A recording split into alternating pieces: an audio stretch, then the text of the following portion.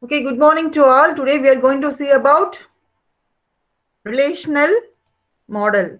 Okay, so what is relational model means? What is meant by relation? Can anybody tell what is meant by relation? Communication and connection between one or more table we can call it as relational model. Okay, we can relate that is we can connect and have communication between tables, that is called as relational model. In our class we are going to see about structure of relational databases, the relational algebra, the tuple relational calculus, and domain relational calculus. Okay, so first we are going to see about structure of relational databases. Okay, so how the structure comes? Normally we have data in the form of tables or graph, isn't it? We will have data in the form of table or graph, which in which we can easily viewable and understandable. Okay, so here database is a collection of similar data, isn't it? Collection of similar data in the form of tables, we call it as database. So why we call it as relational database means we can uh, we can connect two or more tables together. Okay, we can get the data from various table and we can show it in a single structure using the structured query language. So that we call it as relational database. That is, we have collection of similar data called database and we can connect those database together, so it is called as relational database. So a relational database consists of collection of tables. Okay, this relational database consists of collection of tables.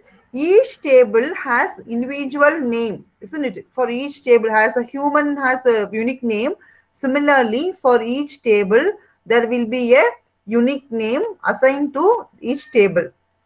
Okay, so why we call it as relational, you just keep in mind why we call it as relational means we can communicate and connect, have connection between the various tables, so the database is called as relational database. Okay, so a row in a table represent relationship among the set of values. So how we have relation means a row is also called as tuple, isn't it? A row in a table represent a relationship among the set of values. Since the table is a collection of such relationship, because there are various rows in the table, isn't it? So table is a collection of rows.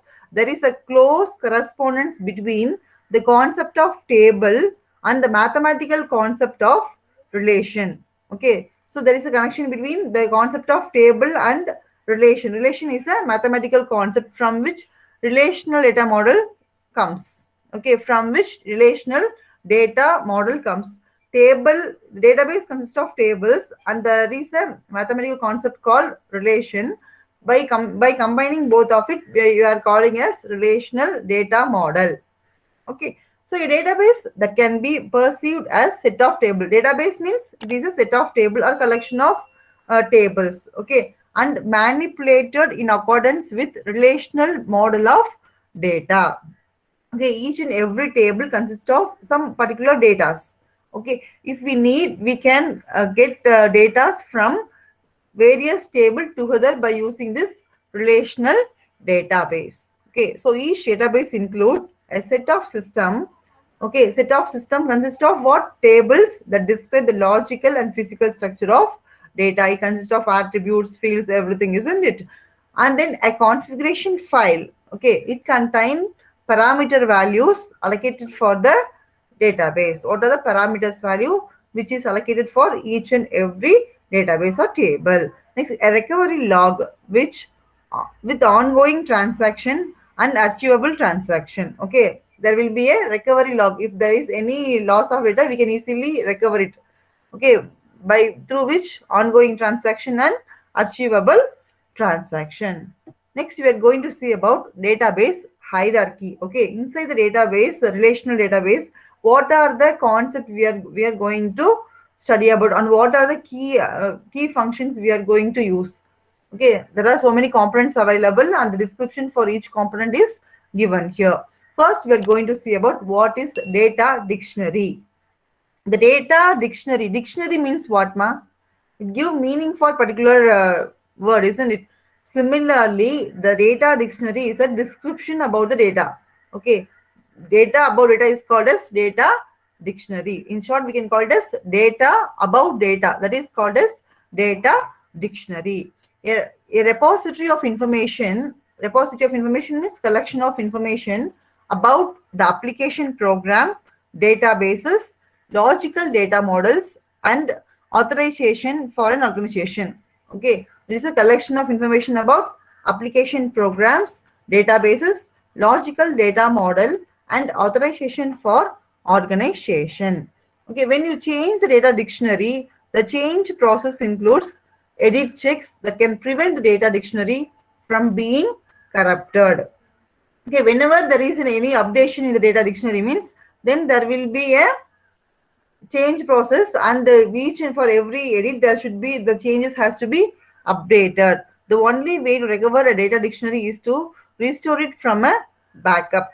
Okay, the only way to recover data dictionary is to restore it from the backup. Next one is container. So container is a collection of information. Okay, that is called as container. It is a data storage location. Large data storage location is called as container. Okay, contains more data. For example, file, directory, device that is used to define a database. That is where the data is located. That is called as container, or we can call it as storage location. Next one is storage partition. Storage partition. It means a logical unit of storage in a database, such as collection of containers. Okay, for example, a student file may be stored in some place, and then the department file may be stored in some place. So each and everything is a particular container, and the collection of container is called as storage partition. So database storage partitions are called table space in database 2 and Oracle, and called file groups in SQL Server. Okay, it is called as storage partition in DB2 and Oracle, whereas it is called as file groups in SQL Server. These are the various databases available: DB2, Oracle, SQL Server, and all. Okay, next one we're going to see about business object, a tangible entity within an application that user create, access, and manipulates while performing a use case. It is called as business object. Okay, within a system or typically stateful, persistent, and long-lived. This business object is a typically stateful, persistent, and long-lived. It contains business data and model which is used regularly by business peoples. Okay, that is called as business object. Next one is database object. So database object is an object that exists in installation of database system. Okay, what is database object? It is an object that exists in installation of database system. While installing itself, it will be available. Okay, such as instant database, database partition group, buffer pool, a table, or an index. These are the example for database object. A database object holds data and has no behavior. Okay, it contains so many data, but it does not have any behavior. Next, table. Table, as we all know, it is a collection of similar data. Okay, database object that hold collection of data for a specific topic. For example, student database. Okay, employee database, or department database. Likewise, particular information will be stored in a table for further updation and reference. So table consists of rows and column. Okay, what is row and what is column and all, you know, no? Isn't it? Vertical row and horizontal column. Is it right? Vertical column and horizontal rows, isn't it? So column, the vertical component of the database table is called as column. Okay, that is each field is called as column. A column has name and particular data type. For example, character, decimal, integer. Likewise, we can give the particular data type also. Okay. For example, student name, student mark 1, mark 2, mark 3, email ID, mobile number. Likewise, according to the data, we have to assign the data types. Next row, the horizontal component of a table. Okay. The horizontal component of a table is called row, consisting of sequence of values, one for each column of table. Okay. Next, we are going to see about view. So, how we can view a logical table that is based on data stored in an underlying set of tables. Okay. So, how can we view the table? View the data done by views determined by select statement. For example, if we want to view particular data, then we have to give the query by using the select statement. Okay, for example, if we want to see the mobile number of some X student means, then we have to select mobile number from table name and then we have to give that particular value. Okay, then we can view the data by using the select statement. In set of pointer that is logically ordered by value of keys. Okay, so index, you know, now you have if you have any book means you will have index. What is the purpose? To refer the page number and to easily refer the data which you need. That is the purpose of index. Similarly, here also index provides quick access to data. Okay, for quick access of data, we are using the index and can enforce uniqueness of key values for the rows in the table. Okay, it also enforces uniqueness of key values for the rows in the table. Next one is relationship. Okay, what is relationship? A link between one or more object. Okay, a link between one or more object that is created by specifying a join statement. Okay, in how we can have relationships using the join statement. So join is an SQL relational operation in which data can be retrieved from two tables. Okay, at a time we can retrieve or we can get data from two or more table using this join statement. It is typically based on join condition specifying the join columns. Okay, so these are the very important terms which we use in the relational database. Okay, now let us see about the relational algebra. Relational algebra is a procedural query language. Okay, we have seen that data in the database, we have seen structured query language, that is using the queries we can easily get the data from the table, isn't it? That is called as structured query language. This relational algebra is a procedural query language which takes instance of relation as input. Okay, which takes instance of relation as input and yield instant of relation as output. Okay, which takes instance of relation as an input and yield instant of relation as the output. So it uses operators to perform queries. Okay, here we use operators to perform the queries. Okay, what is the operator here used means? It can be either unary operator or binary operator.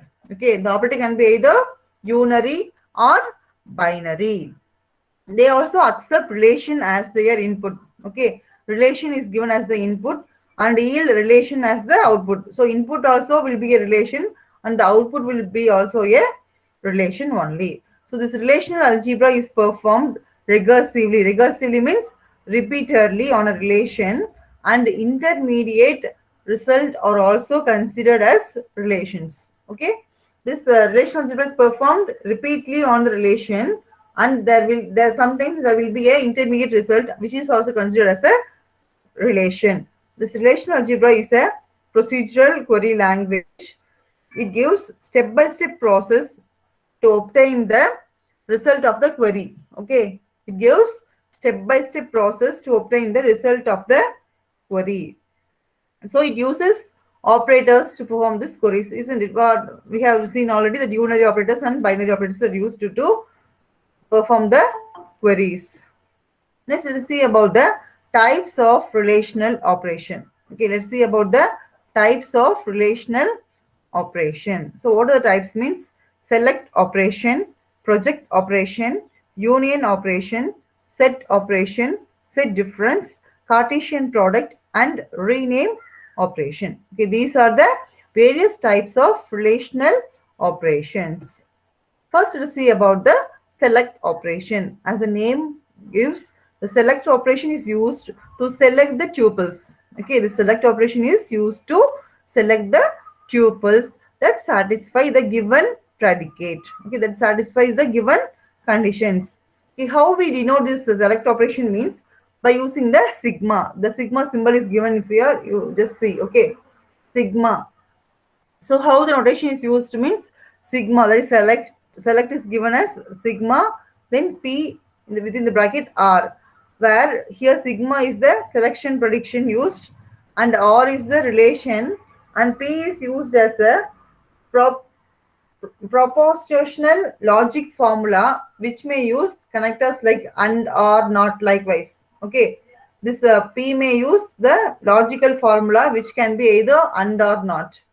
These relations can use relational operators like equal to, not equal to, greater than, less than, greater than or equal to, less than equal to. Likewise, these operations also can be used in the select operation. Let us see the example for the select operation. You see the table branch name consists of branch name, loan, and amount. Okay, this is the example for loan relation. The table name is loan, and how we are going to use this means, you see the input is given as that the symbol is called sigma symbol, that is used for select. Okay, select branch name is equal to Perry Ride. Okay, within the bracket loan. So loan is the table name. Okay, here the loan is the table name, and then from the attribute branch name we are going to select Perry Ride alone. Okay, so here what happens, you see here first one downtown Redwood Perry Ride. So here is one Perry one, and then again downtown Mianas, Round Hill, and Perry Ride. So there is two within this table. You see within this the loan table there are two rows consisting of Perry Ride. So those two alone is selected. This is the main purpose of select operation. To select particular row in a table we are using this select operation. Okay, and that the symbol is sigma.